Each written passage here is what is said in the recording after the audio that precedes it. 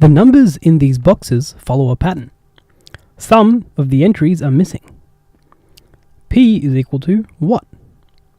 Okay, let's start to try and identify the pattern here. You'll notice that within each group of 3 boxes, there seems to be a little bit of a pattern. This is most seen in these 3 in the corner here.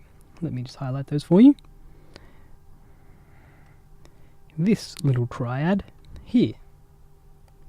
Okay. After examining these, as well as other nearby, you will notice that a certain square is the difference between the two squares below it. For example, the difference between 30 and 45 is 15. And again, looking here, the difference between 11 and 8 is 3. And so on and so forth. The difference between 10 and 3 is 7, yada yada yada, it goes on. So, what about P? Well, we know P belongs in this sort of triad here.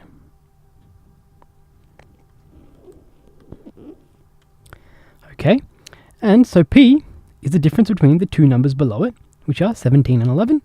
So 17 minus 11 is equal to 6, and thus our answer should be B.